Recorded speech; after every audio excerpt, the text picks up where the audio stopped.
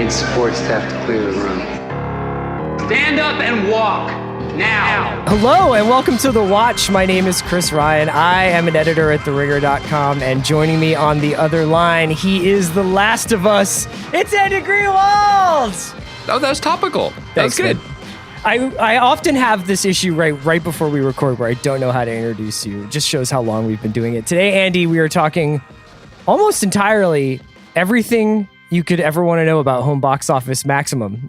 We have a lot of stuff to talk about with HBO. There's a few other news items we're going to do. We're also going to discuss these two shows that are on HBO Max, international shows that you and I checked out this week, The Head and Vida Perfecta, both on HBO Max. So let's get into The Watch. This episode is brought to you by Anytime Fitness. We may talk a whole lot about sports, but when it comes to keeping fit ourselves, there's definitely room for improvement. I hit this point early July. I was just like, I am not in good enough shape.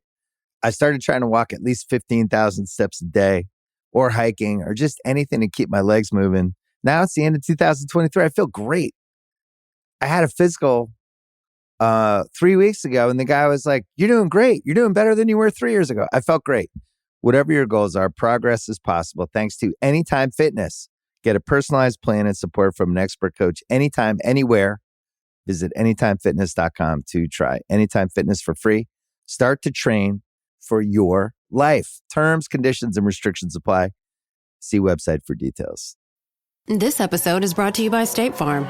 From your morning podcast to your afternoon playlist, State Farm knows you personalize your entire day. And that's why State Farm helps you personalize your insurance with the State Farm Personal Price Plan. It offers coverage options that help protect what you care about most at an affordable price just for you. Like a good neighbor, State Farm is there. Prices vary by state. Options selected by customer. Availability and eligibility may vary.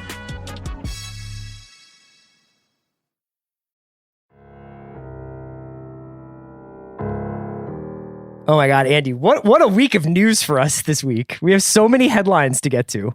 I love your... Do you like this new kind of like today in the news kind of Nicholas Fain, like just our slant on today's papers? I love it. For a moment, people won't know this because Kaya so artfully edits the podcast, but it did feel like before you did my introduction, you were scanning the feed on CNN just to see like what the chyrons were for the day. I was just looking for inspiration. How's your week been going? That's great. Dude, what would you say if I asked you that? What would I say? Yeah. It's been how's your week going? A lot of like monastic contemplation. I think it's just been me really vibing with the arts, vibing with sport, vibing with athletics. It started, we had that lovely experience on Sunday night watching Tom Brady just turn back the hands of time. And since then, I just feel like I've been getting younger every day. Have you... Well, here's what I'm hearing. I'm hearing the words, but what I'm understanding in my heart is that you have spent 3 nights with Phase 3 of the Marvel Cinematic Universe, like Ant-Man 2 consumed you. I've finally have gotten into the quantum verse. Yeah. Oh, thank God! So it's finally started to make sense to you now, all of it all together. No, I've been watching a lot of basketball this week. Speaking of basketball, I feel like I should let our listeners know that I'm having a very unique, for me. Oh, I was going to ask you about this. Experience. Well, I guess not unique for me because I am rarely in step with the times, but It does feel a little intense right now, which is, Chris, have you heard about this Michael Jordan documentary? I think it's called The Ultimate Dance, something like that. Yes.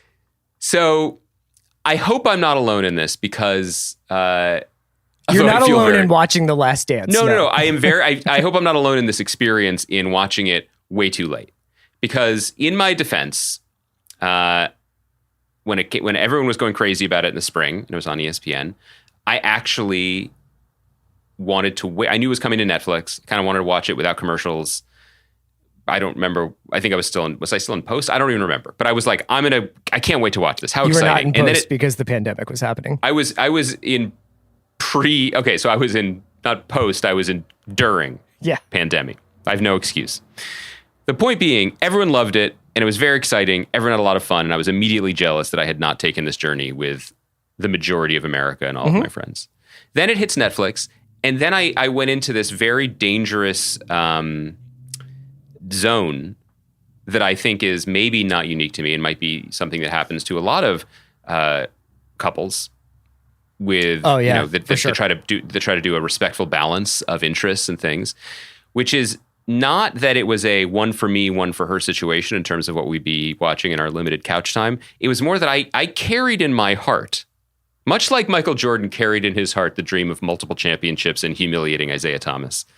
I carried in my heart the hope that this could be something that we would watch together, even though, in my offense, at no point did my wife expressed the slightest smidgen of interest in this. Right. I did that with Ken Burns' Vietnam War.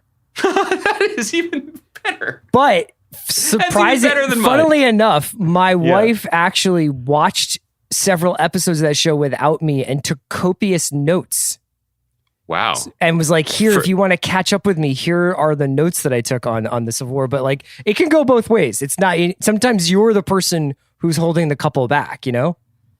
Oh, that's always the case. But in this specific case, so finally it became clear we had a real heart to heart. That's not true. She just made it very clear that she actually had no interest and I should feel free. And then there was a night last week when she had to work late and I was like, okay, now I have something that I can do. And you know what, Chris? I'm here to report to the listeners of The Watch. This is pretty good. The Last Dance is very good. It's really, really good. I'm really enjoying it. It's a little surreal to me because not only is all of this like lived experience memory in my life, not the rookie season and stuff, but like the championship years for the most part, certainly the second three-peat. But that, Chris, you and I watched the majority of what I believe were the 97 finals together. Yeah. And now it's a goddamn documentary. No, the two formative texts, I think, of our early relationship were Trainspotting and The Last Dance. Well, you mean not The Last Dance, the Chicago Bulls, like the NBA Finals of 1997, yeah. All I really remember about the summer of 1997 is driving with you to New Jersey to buy Wu-Tang Forever the day it was released and watching Jordan beat the Jazz. That's pretty much all I remember, and that's okay. Those are really important time capsule pieces, I think. Also, life used to be a lot slower. I don't know if our younger listeners know that, but you know, when the other thing when watching this is it's a recurring theme, I think, for people of our age watching a documentary about something that we thought we remembered. You know, it wasn't that long ago. Is that we're watching this and we're like, I had no idea about that. How could I not have known about that? And part of that is the decay of brain cells because we are now a little bit older. That's probably true. But I do honestly think part of it is there was no actual way to take in all this information because basically we were living our lives. And then at like 11 p.m., we would watch Rich Eisen and Stuart Scott on SportsCenter, and they would tell us a couple things. Right. And that's it. But if you missed the Dennis Rodman story that night, you know, you might get it the next day. But it wasn't like it was discussed for 24 hours on Twitter the next day. It wasn't like nobody like me. It not at that time, but like I remember like getting into sports writing and coming to it from a perspective of no one will ever read this. I'm just making myself laugh. Like that's why I'm doing like sports blogging, but sports blogging didn't exist back then. It was essentially like you had like your local paper, your national paper, and ESPN, and that was it. So yeah, like you're right. All this stuff fell in between the margins. It fell in between those broadcasts. And to see it all put together now, I mean, anyway, you know, people don't need this. This is extremely indulgent to let me talk about something that's this old, but I really recommend it. Do you feel at all? Is there any part of you that's like, I'm happy that I'm having a very individual experience with this, or do you wish you had watched it with everybody else and participated in the like? Desperately wished I'd watched it with everyone else for two reasons. One, the memes are so good. Yeah, I took that personally. And well, the Isaiah one is my favorite. Yeah, he met the criteria for that selection, but for some reason was like I think about that makes me laugh just thinking about it, and then then you see the context and you're like, oh, I get it. It's great. That's reason number one. I think the other reason ultimately is, and you and I were texting a little bit about this last night, I don't know if this was the intended goal of the 10-hour series, but right around episode 7, which I think is probably the best episode. It's one where his father, he loses his father and he retires and he goes to play baseball, which is just insane when you think about it. I guess it felt insane then, but maybe we were young and we didn't. Maybe that stuff happened occasionally. Turns out, no, it doesn't. Anyway, you reach that episode, and at first I was like, despite all of this time and all of this intense focus on and exclusive, never before seen footage of his Michael Jordan's singular greatness and drive, I was like, I don't know this guy at all. Yeah. And then by the end of the episode, I was actually like, oh, maybe there's just not that much to know. He is just a relentless, brilliant asshole whose poetry was when he played basketball and everything else was just totally prose. And so when we see him sitting around in a hotel room, it's like, no, that's it. That there actually is, that's everything. And so I kind of wish I'd been with other people like you and like the larger culture processing that and talking about it. So it was a collective, there was for a collective insight into it as opposed to feeling weirdly, I just feel like I'm sort of on this, I feel like I'm on a journey of understanding on my own, which I think is what happened to Phil Jackson when he took peyote in 1974. We have a bunch of news stories I want to get to before we talk about the Head and Vida Perfecta.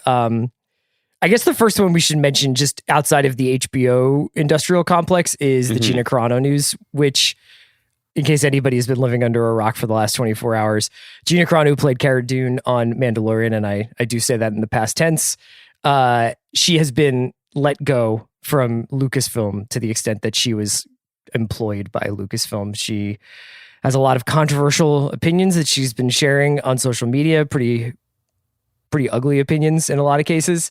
And she had been, I think, redlining it for quite a while now out there on the soch. But she has been let go from both Lucasfilm and also her representation in Hollywood dropped her. And now that's that. I guess there's really not a whole lot to say about this. I mean, I don't really know if even like this is like, we don't even have like a where does this leave the Cara Dune character? Well, I mean, I think there's two things worth discussing. One is that, like, just specifically, what does this mean for the Star Wars shows that Favreau and Filoni are building? And actually, I think the die for that was already cast, because I don't know if we pointed it out and questioned it at the big Disney Investor Day drop right at the end of last year.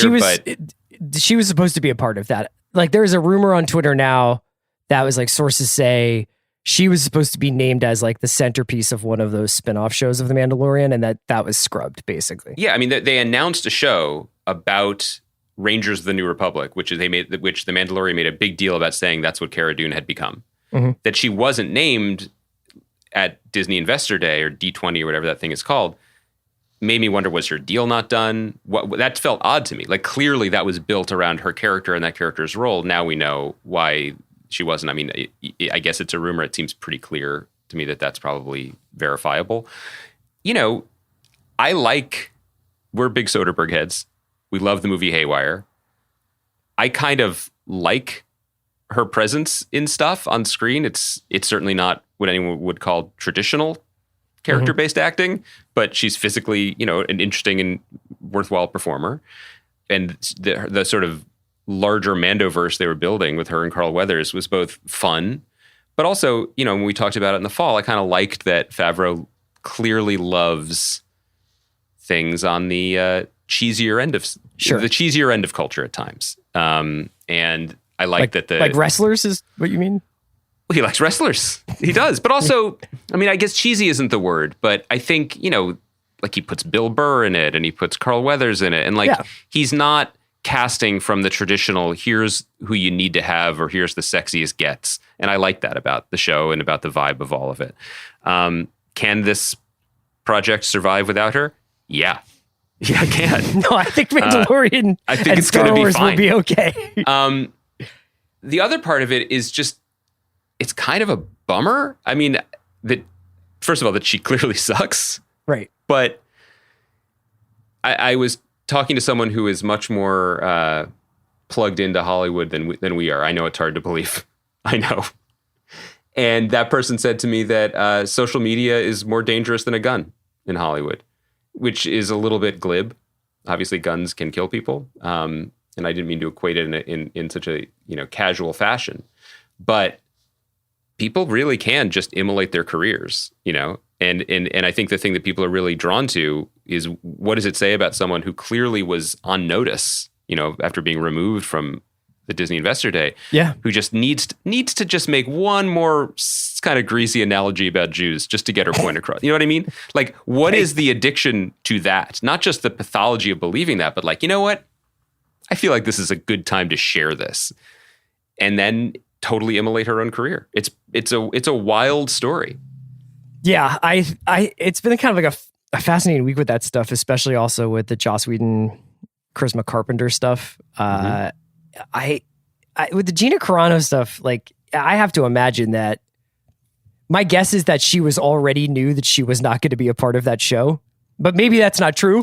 I mean, I don't know why I'm Monday morning quarterbacking her social media like strategy when clearly it's just because it's been flawless. Batshit. Yeah. But I wonder whether or not she was like, oh, it's already over, so I'm going down like a martyr so that I can sort of create my bona fides for a different spectrum of conservative, or not conservative, but like, you know, conspiracy minded thought. I don't want to wade too far into this whole mess, but I think that one constant that you can point to in cases of high profile people losing work, generally it's not just the tweets. It's not just one thing. You know, it's like the case of the people reading about the New York Times reporter who lost his job recently, Don McNeil, and people are like using this as an opportunity to roast the New York Times and say, oh, their standards are so inconsistent, et cetera, et cetera. But you read the longer reported pieces and they're like, this guy might have been an asshole. Sure. You know what I mean? Like that, there's often more to it. And which isn't to say that she didn't deserve to lose her job for sideways the tweets alone, right? Instagram storying about Jews, but and everything else. But there's often more to it. And I think Star Wars is going to be fine. I do too. Pedro Pascal, who is Carano's co-star in The Mandalorian,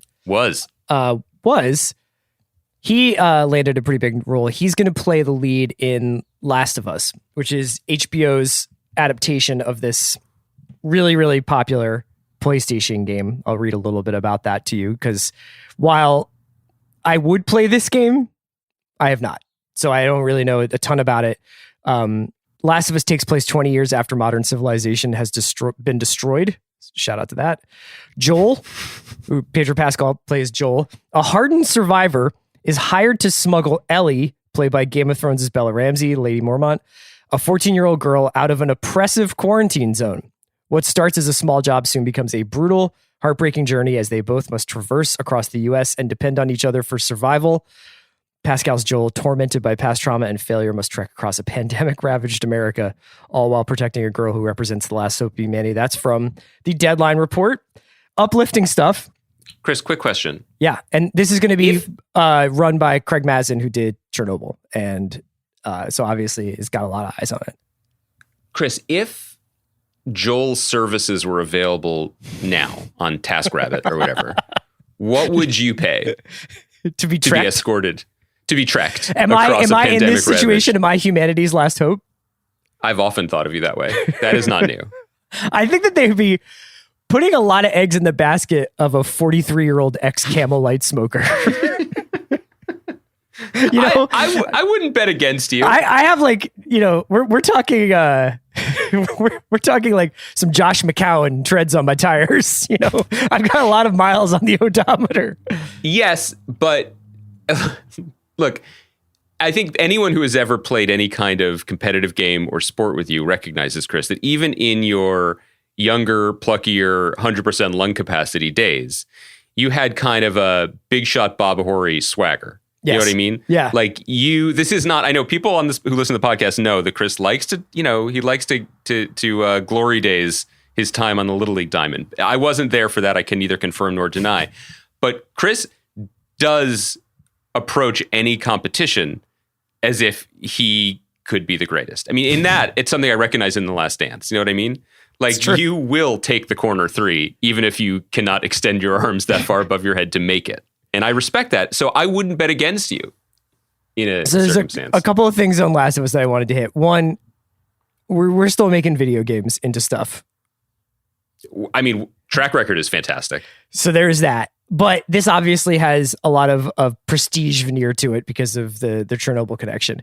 2, this will be among several pandemic-themed shows coming out in the near to midterm future. So along with Station 11, we can have that to look forward to as a bunch of dystopian shows kind of teasing out what it would be like if this happened and this went even more wrong than it already has.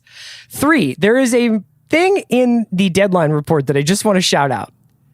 Quote, Pascal currently stars in Disney Plus's hugely popular and acclaimed series, The Mandalorian, which recently received a Golden Globe nomination for Best Drama Series. He will continue on the Star Wars series where he is used sparingly because of the nature of his character. So the nature of his character is that he is in every fucking shot. I want to know, how often is that Pedro Pascal? This remains the biggest question about the show. And I am Do you think this is Gina Carano's biggest question about the show? I think this is, yeah. I think this is, listen. I am a stuntman truther. Uh-huh. I think that Pedro... How much is Rosario Dawson actually in Briar Patch? The mask was very well made. Chris,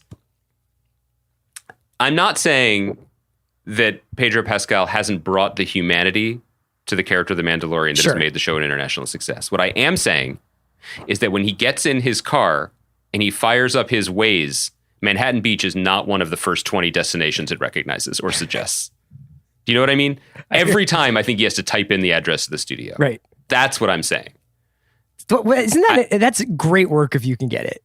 You are it's the best. The person associated with arguably the most popular, newer character in pop culture in the last 4 or 5 years. Your approval rating is literally 100. Honestly, he could probably get elected president.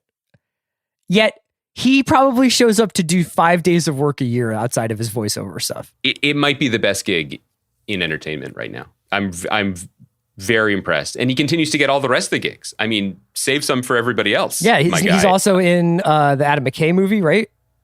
Yeah, he was in that great Wonder Woman film that we loved. I want to just, last thing about this, because neither of us have played this game, we should at least say that people love this series. It is acclaimed for its writing and its script, which I think is not always it's supposed the case. To be emotionally trenchant, right? Yeah, really, I think really it's moving. And I also wanted to say that what's been interesting to me to learn about it. I mean, I'd heard about it before the TV adaptation because people were so crazy about it for reasons that they usually aren't crazy about video games, like what you're saying, the emotional attachment to the characters and the story arcs. It was really interesting to me as a retired video game great to see that The Last of Us is made by a studio called Naughty Dog, which back when I played video games was responsible for the Crash Bandicoot series. Oh, which you were a big fan of, right? Sure, they're fun in the racing game, but this is basically like if Rich Hall wrote Sniglets in the 80s and then came back in the 90s and wrote the corrections. You know what I mean? This is a... Wait, who's Rich Hall? He was the comedian who created Sniglets, the made-up words on not necessarily the news, and he imitated Ronald Reagan a lot. That is a really, really niche joke. I would argue less than 5 people are going to get that. But those 5 people are going to tweet about it. And I am all about engagement. So my strategy works. But I'm just saying... You and Gina... We're great. Check my stories. I got a lot of questions about what really happened. You and Gina Carano reaching across the aisle. We are doing the Predator meme, except her arm is the size of the Predator people's arms, and my arm is a twig.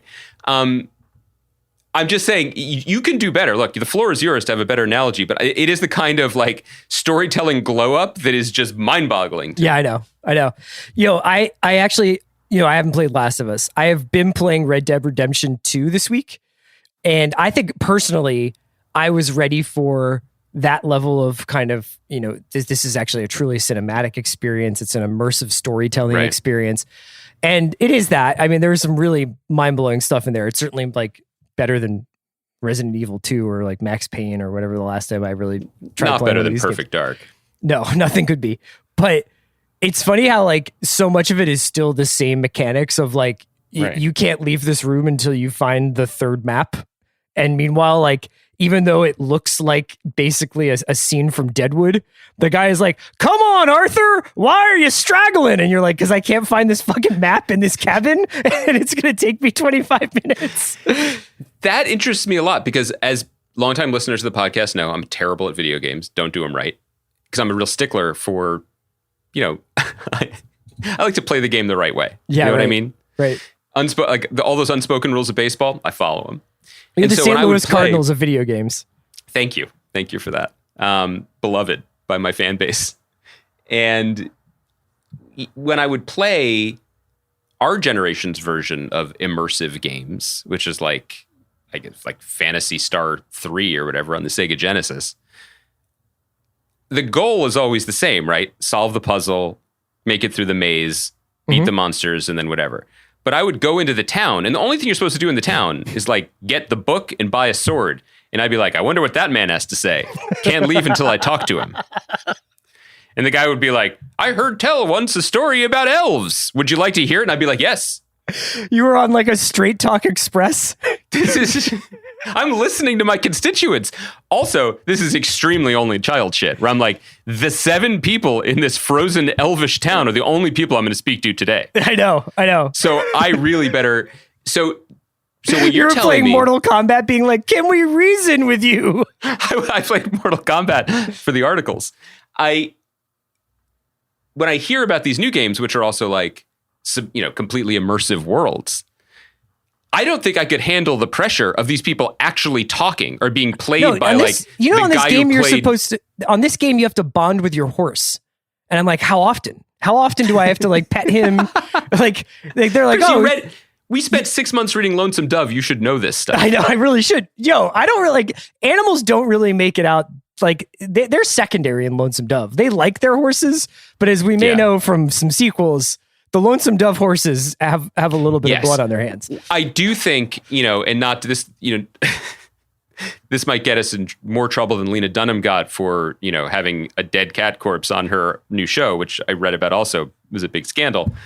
She didn't kill the cat, by the way. The point being, I think that I responded and related to, even though I live a very animal-free existence, that like in Lonesome Dove, they were like, we need these horses because otherwise we'll die. Yeah. It wasn't like this horse, like here's some cool like pictures I'm taking of my horse and putting on my horse's Instagram account. It's not just, I listened to yesterday, I started, the great Salma Hayek is on Mark Maron this week. Uh-huh. And for some reason they immediately are talking about horses. I mean, it's just. Was he like, who was your crew going up? And she was like, horses. Who are your guys? She was like secretariat. Yeah. Yes. So, no, it's one of those. It's a great. Here's a big digression. Pandemic era Zoom Maron is fascinating because all of a sudden all the episodes are an hour and 6 minutes because now he's just doing Zoom interviews with celebrities who've been given an hour. Right. It's not just like, and it's just talking to whomever, which is great, but not everyone is ready to play. So he gets on the Zoom with Salma Hayek. He's like, "Hi, Salma, what are you drinking?" And she's like, "Oh, this?" And he's like, "Yes." And she's like, "This is lemon, cayenne, and maple syrup." And he's like, "Why? Will it keep you from getting COVID?" And she's like, "My God, no."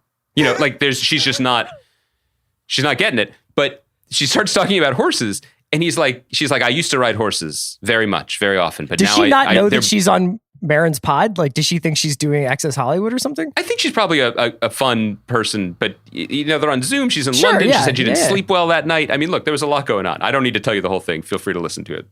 Everyone. But the point being, she says that her eldest stepdaughter is moving to France to represent the French national team in the steeplechase, like horse shit. Isn't she married to like a French trillionaire? Yes. Right. So this started to make sense.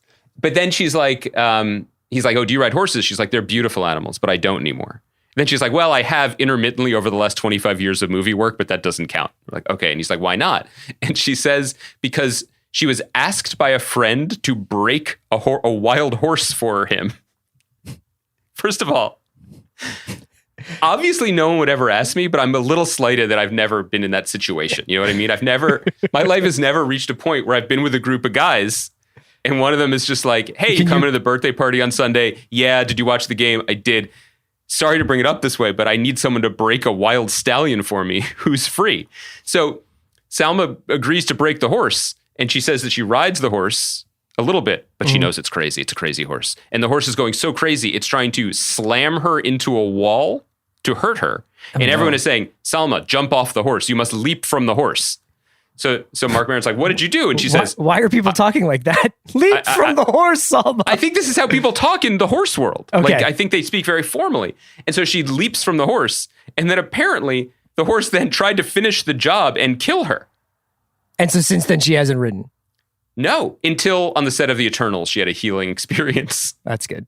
Thanks, Chloe Zhao. All of this is to say, Chris, did you know horses can come after us? Yeah, of course, man.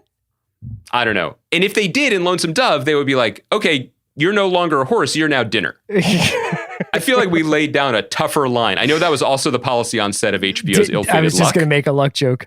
Hey, one more HBO news bit before we move on to the shows we wanted to discuss this week. So I was not emotionally prepared for this. But in some comments or another, Casey Bloys, and you know, everybody who knows us knows that we're Bloys boys. We believe in Casey. We believe in the choices he makes. But he just went off script and was like, yeah, you know, I'm talking to some new writers about possibly redeveloping, rebooting True Detective. Some new writers. Not the Ojai kid. Not the prince of the Ojai Valley, Nick Pizzolatto, who I think most people associate with True Detective. That even though Cary Fukunaga had so much to do, or is the architect of the visual architect of the first season, and even though McConaughey and Harrelson are obviously instrumental in bringing a lot of the soul to the show that we understand, and even though the second and to a lesser extent the third seasons were not as successful, I think critically, I don't know about commercially, but critically, certainly not critically as the first season, I think remained like an interesting and somewhat loved show, at least by me.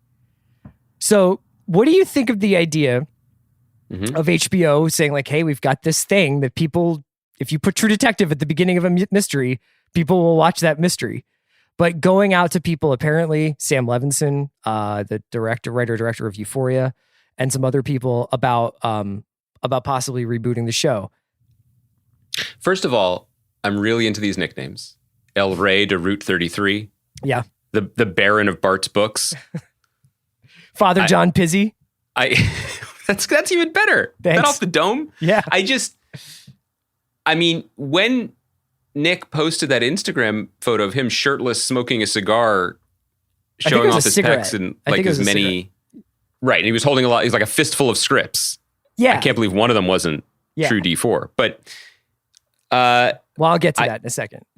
This might rub you the wrong way, Chris, but this is a great idea. And this is absolutely what they should have done probably a while ago, and what they should be doing. And I say that actually not to undermine the work of Nick P., but actually to maybe honor it, which is to say, I think that if you talk about True Detective culturally, I think that people will point to, in 2021, and maybe this is just an industry focus, but so be it.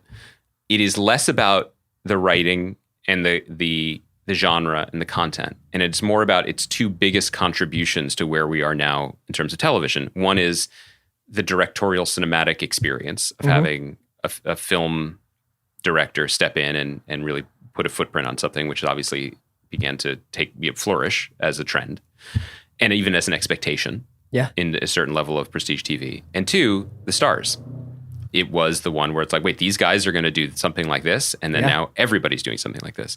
And I think lost in that is what was, to me, the most compelling thing about the first season and about the project overall, which is we are going to do something noir. Like we are going to get pulpy. We are going to do justice to the great American tradition of the regional crime story, the detective story. And I think it still remains really exciting to me, the possibility of, of bringing in people. And this is where it's key to me. I don't know Sam Levinson at all. And I don't mean I don't know him as a filmmaker, which I'm not that familiar with. I mean, I don't know his personal taste. But I mean, I think the key is bring in people who fucking love this stuff. Sure. You know what I mean? Who just live and breathe this type of storytelling, and then give them the keys to a very well-oiled, well-furnished machine that HBO can provide.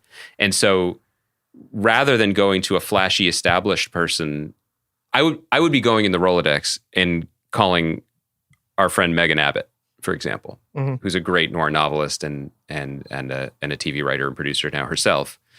What about the Megan Abbott, Corinne Kusama season of True Detective? Sure. You know what I mean? Or get Walter Mosley, or someone who loves Walter Mosley and Carl Franklin, and do a season. Or, more these won't move needles in terms of name recognition, but people like Michael D. Fuller, who created or co-created Quarry, which I adored.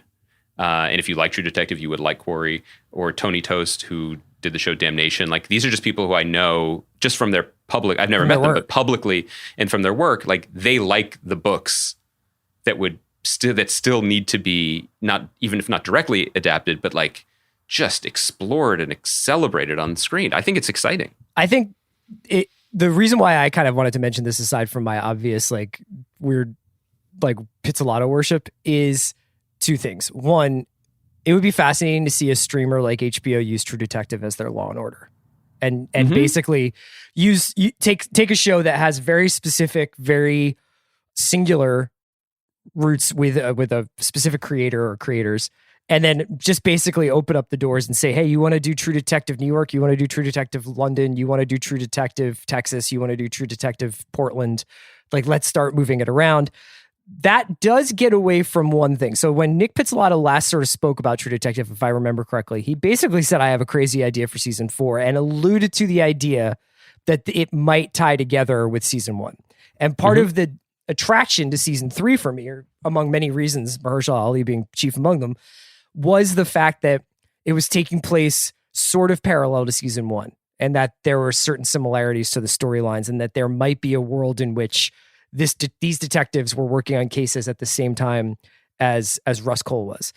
And I liked the idea of this guy weaving together over a series of seemingly standalone stories, like an overarching conspiratorial underground that these detectives were investigating. You would probably wind up deviating from that. And if I had to guess, I think that season 4 pitch was probably kind of basically got bundled up into what Redeemer was for FX, the Pizzolatto McConaughey show that he had going there, that they have since passed on.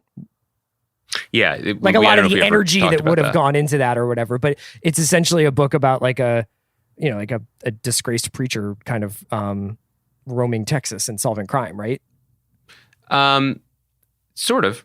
Yeah. The book, I started the book. It's good. That it was based on, but it's now not going forward, and he's extricating himself from his deal at FX, so we're not sure what's next. But for me, everybody knows this, and I think that what's worthwhile about all 3 seasons of True Detective, more than anything else, is that HBO gave a writer the space to pursue the things that motivate him and interest him. Ultimately, I think that was less about the genre or about detective stories as it was about, broken men in a broken world, which is fine. I'm less interested in that as a concept. And so I do like the idea of being able to reset it to be about something more pliable going forward. I just think it's smart business, and it is still a viable brand. All right, let's take a quick break. And when we come back, we're going to talk about 2 international shows on HBO Max. This episode is brought to you by Mint Mobile. New Year's resolutions are fun the first couple of weeks. Then you kind of maybe conveniently forget about them halfway through January. No shame. It happens to us all. But this year I have a foolproof plan, at least when it comes to saving money. Just switch to Mint Mobile and you're done. Goal accomplished, because for a limited time, their wireless plans are $15 a month when you buy a 3-month plan.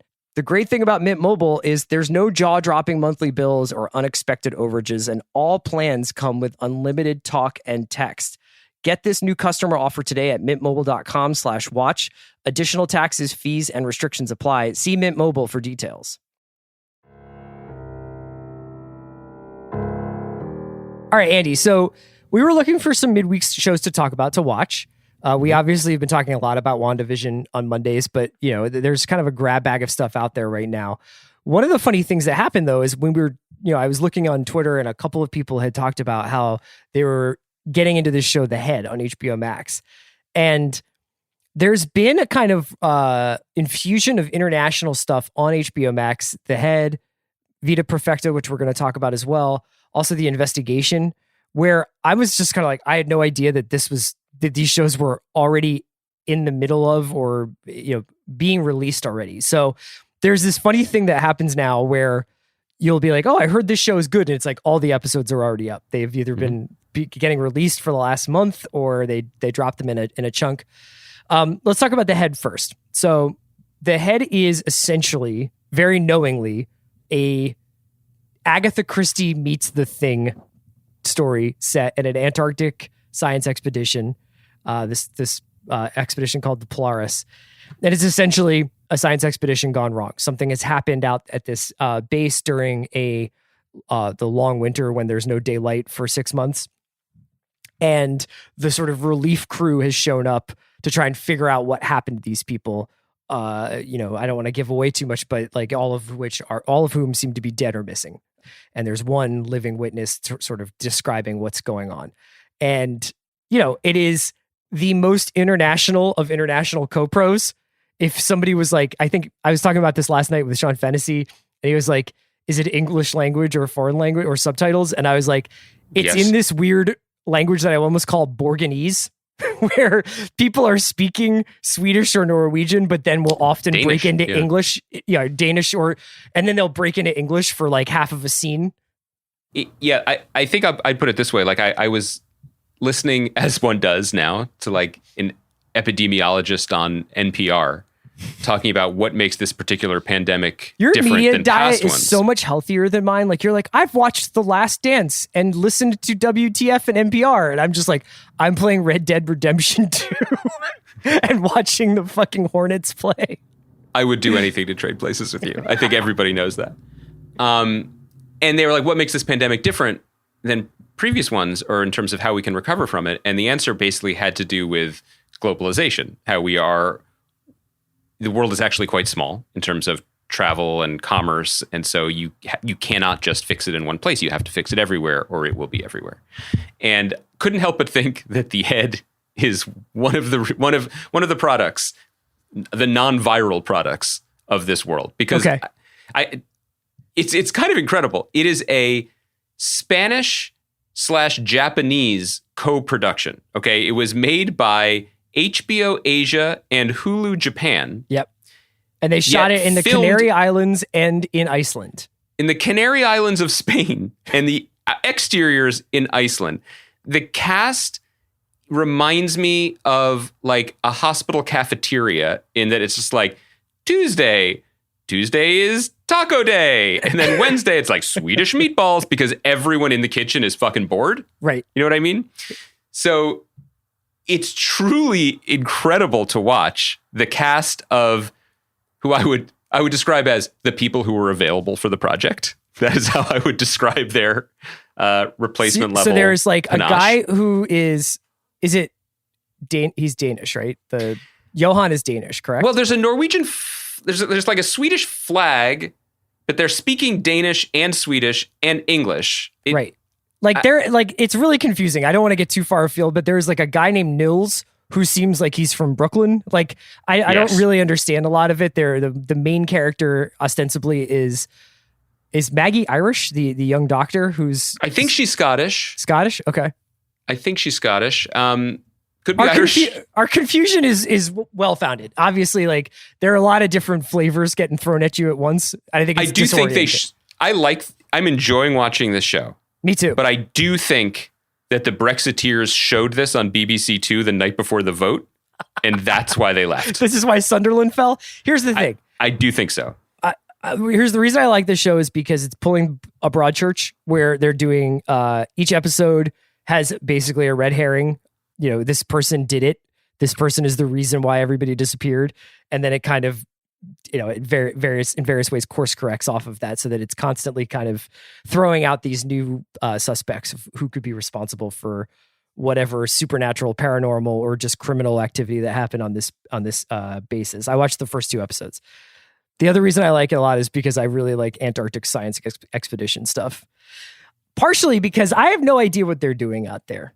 You know, like there's a lot of, when you show me Jane Goodall and she's just like, I am mapping the connections across evolution. Like, look at this gorilla. He is you and you are him. And that's moving to me, you know, and I'm like, your life's work of conservationism and just seeking to understand the universe in a profound way. Like, I get it. When a bunch of people go to an ice cube at the farthest point on the planet and they're like, it's 6 months of darkness, but we got to do it because there might be a bacteria under here. I don't get that. You know, it sounds like we have a ticking clock on planet Earth anyway. Why don't we just kind of wrap it up? It sounds like that the takeaway from the Antarctic is that it's melting. I mean, that being said, it is an amazing place to set a mystery show. Yeah. One of the reasons why you and I live in Los Angeles, I think, is because we have generally adopted this view, which is after this many thousands of years on the planet, we've identified the nice places. So let's go to them. Right. You know what I mean? Like, it's nice out right now. At least we've got that. Yeah. I also have some questions as someone who will never undertake an Antarctic expedition. Oh, I wouldn't do it, but I'll watch any show or movie set in one. It is interesting, and it does start with a great, I don't want to bury this, like the premise is great. It starts with like the end of daylight party, and then it's going to be like 6 months of darkness. What could go wrong? Let's all watch The Thing, which they do in the first episode. I do have some questions. Maybe one of our listeners can help with this. Maybe a listener who's done time in an Antarctic science expedition.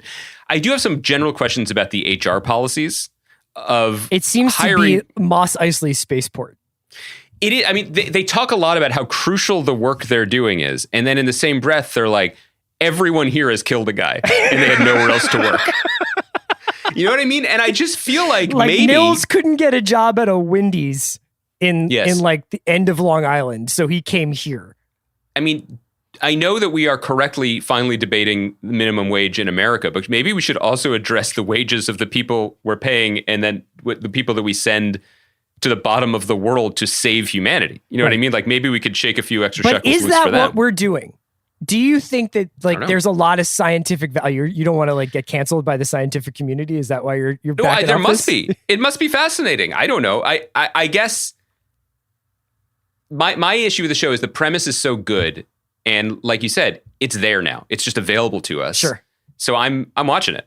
Me too. The level of performance gives me pause. I'm going to be honest with everybody at times, but it is an enjoyable premise. And now that I know that they shot it in the Canary Islands, I think the acting is amazing because the Canary Islands are the nicest place on the planet. It's like Tenerife, isn't it? Yeah, they were in Tenerife. Right? So like these people are pretending that it's negative 30 degrees outside, and in fact they're in fucking the most beautiful part of Spain. Just drinking some like that's like Daniel whites. Day-Lewis level acting. What are you talking about? They're swirling some like volcanic white wines, being like, I'm sorry, 4 hours of work today. But they're saying it in 3 languages at the same time, often within the same paragraph. Chris, and we're not going to spoil more. People should check this out. But like, what, like, how do you see yourself in an Antarctic expedition? Because like, what's my role? Because and I'm going to help you out. Because there is a character here played by ostensibly the most famous person in the cast, I guess, a 60-year-old Irish actor named John Lynch, who is in The Name of the Father, you know, like, and just looks like a guy that you've probably all seen before. Is that the guy who plays Arthur, the head scientist? He's the most debonair Antarctic scientist ever. He wears open collar shirts with sport coats. First of all, his name is Arthur Wilde. So got to be something going on there. But this is a dude who's just like, I know all of us have really reconsidered our work from home wardrobes during this challenging year. And maybe we're wearing like pants with drawstrings instead of buttons now or whatever. Yeah. My guy just effortlessly goes within seconds from full body parkas in negative 40 degree wind chill to instantly dressing like my dad the time we went to the North Carolina coast in 1984. He only wears window pane blazers inside a science station with a snifter of brandy. He is seated with legs crossed before any of the other characters even have a moment to say in flawless, what I imagine to be Danish, "We cannot put him on trial without a jury." Like it is so baller. And so obviously that is my expedition goals. Uh-huh. Like I know we are at the bottom of the earth in an endless night, but you still got to keep it fucking classy. That's me. But are you, Chris, are you the Nietzsche reading Spanish speaking cook? Is that you? Are you the axe wielding Brooklyn barista? Like, who are you in this expedition? Well, in terms of how I would dress, straight Chaz Tenenbaum. Like, as soon as I get there, it would be tracksuits for days. Like, and different tracksuits every day. Like, I think I would wear like a, full Liverpool away kit some days. I would probably, I would dress like Rakim on the cover of Follow the Leader sometimes, but I would never wear anything that wasn't like tearaway, just zip up windbreaker kind of stuff. I would also I would heavily invest myself in becoming as much like Kurt Russell in The Thing as possible. I'm not saying that one should watch a show like this with an eye for exacting realism. That's not what it's about. But when you have a program where in the early episodes, they make it very clear it's a plot point that each member of the expedition is allowed 5 minutes of shower a week. Yeah. And then you have one character dressing like Bartles and James and another character, Maggie, who you mentioned before, dressing like every paralegal in Manhattan circa 2009 with like a V-neck sweater over a J.Crew button-down. Yes. I just feel like we're focusing on the wrong things. The one dude, the Japanese dude in there, he's just wearing a hoodie, and it's not a particularly nice hoodie. Like, in that I respect. Yes. Let's quickly go through Vida Perfecta. Do you want to handle the introduction to this one? Yeah, just to say that this is where we're at with television right now, and I think it's really noteworthy and interesting. On the one hand, we're kind of in a fallow period. These are both on HBO Max, by the way. I think I mentioned that already. The big shows that we are used to talking about are either, on the runway still or in production or out of commission or delayed or whatever. But it's not like there's nothing out there. And what's incredible about the streaming services and their bounty of co-pros and international programming is that you can fill almost every hole that you want out of your nightly television with something that's out there. And Vida Perfecta, I've just started it, so I think maybe we can revisit it. Mm-hmm. But it is a very well made, very entertaining, very compelling kind of dramedy about 3 women in Spain at different points in their professional and personal life and sexual life and occasional dipping your finger into MDMA life, which, is super entertaining. And it's just been interesting to watch. I mean, I've only watched the first 2, so I'm withholding judgment. I think it's been entertaining. But it is really interesting to see the way there's a certain international language, and not Esperanto, about the art we're consuming right now. In that and I think that's probably a good thing. It's not just that the concerns of these 3 women of a certain age in Spain match up in a very, very compelling and familiar ways with the wants, hopes, frustrations, and desires of women we've seen in American TV shows recently. But that the way the story is told, both in terms of its music and the use of the juxtaposition of comedy and sort of shocking emotional moments, like it's the lingua franca of television right now. And it slides effortlessly into what you've already been watching and maybe we're looking forward to watching. So it has nothing to do with Normal People. It has nothing to do with Fleabag. But if you liked those shows, you might find something to like here too. The thing that I would say, and I'm saying this both to the listeners and also to the people who actually do the coding on HBO Max, please don't default it to the English dub. There's a button on HBO Max before you hit play on the series that will say what language it's in, and you can click on that and you can flip it. And it's odd to me that it's trying to get us to watch it with a suboptimal English dub. That being said, to Casey Bloys, I say this. I volunteer to be a dubbing artist. Oh my God. I would love to dub the dialogue from Vida Perfecta. I think I'd do great work for that. Considering that the opening scene is both about long-term mortgages, and really the nitty-gritty of anal sex. Yes. I think that I'm ready to hear your audition. Maybe not on this podcast, because this podcast is for the kids, but I found this show pretty charming. You know, this is one that I will like happily fire up again and again. I've watched one episode of it, but yeah, I think that it's also notable to see the 28-minute dramedy become like the standby go-to format for this kind of storytelling now, like where it's like a little bit edgy, but also like has some sincere laugh lines. But like this is where you want to fit that in, rather than doing a 45-minute to 55-minute to hour and 2-minute like sort of soapy thing. You're gonna kind of cram in a lot of stuff into these shorter bites. Also, you're going to take certain things that became familiar to us from the 80s and 90s rom-coms, like in the opening episode where the character Maria, who is discussing both mortgages and anal sex, and making like an exasperated "how can this keep happening to me" face because her life's falling apart. That is like the specifics, specifically of the backdoor stuff. That is not familiar from Meg Ryan comedies of the early 90s. No. Yeah. But the kind of expression she's making about like how her life is going but because there's more real estate and because it's 30 years later, it can go to more interesting places and more emotionally true places, and also some racier places. And it's a good show. We've got to see where it's going.